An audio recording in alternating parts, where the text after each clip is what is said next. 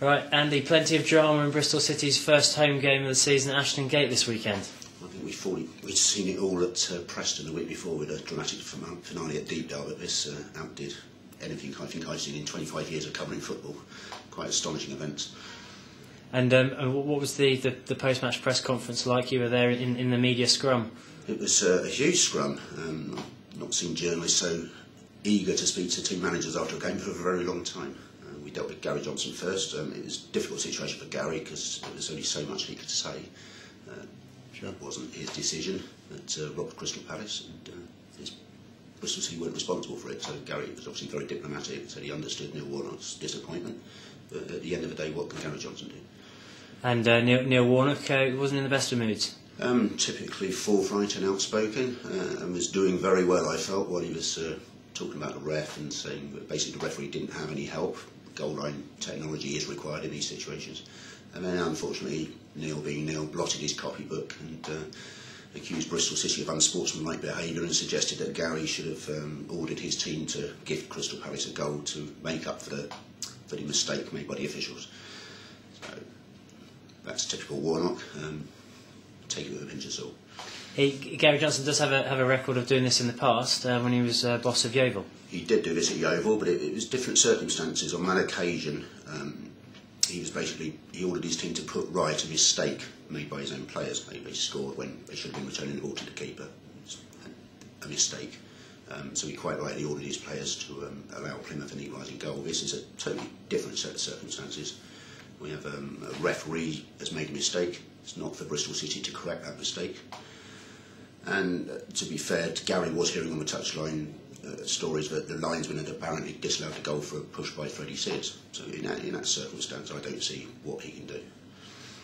The fans must have been naturally jubilant. Well, it's a very strange reaction. The ball's gone in the net. Everyone in the ground, apart from the officials, I think can see that the ball's gone in the net. There's stunned silence behind the goal in the Atio.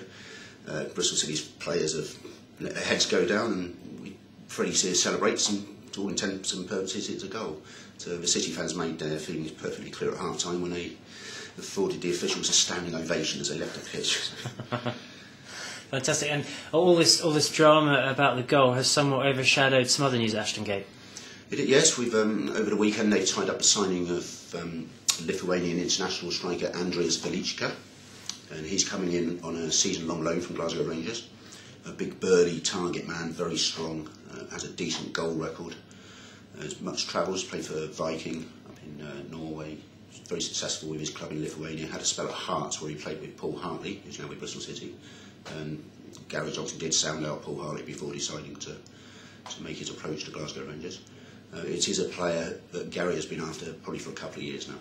And he tried to sign him when he was at Hearts, and that slip through the net. I think he would probably cost a little bit too much at that stage, and went to Norway. And I think when he came back to Glasgow, I think Gary then thought that he'd probably lost him.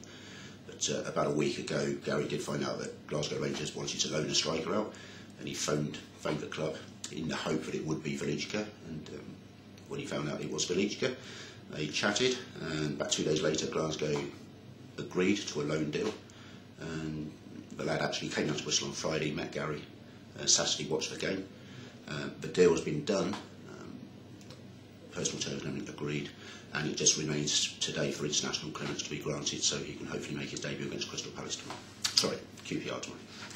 And is he likely to be the final piece in Gary Johnson's transfer dealings this summer, or I think so. There's some speculation that another keeper may come in on loan. I think that's now less likely to happen, given the form of Dean Gherkin, who's been excellent, and also the fact that Stephen Henderson is now back in training and will be fit soon. So it makes sense that Stephen would then sit on the bench, and Adriano Basso will then be effectively left out in the cold.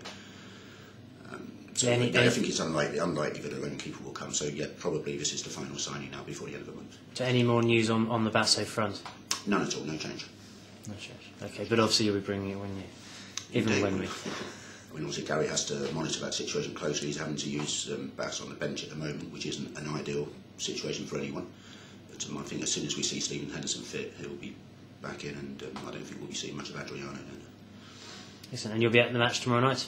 I certainly will. It's going to be an interesting game. QPR always give us a tough game. We've had home draws against them in the previous 2 seasons, and they've beaten us at their place, so we're yet to beat them in the Championship. But hopefully, with the way things are going for City at the moment, tomorrow will be the night when they can put that right.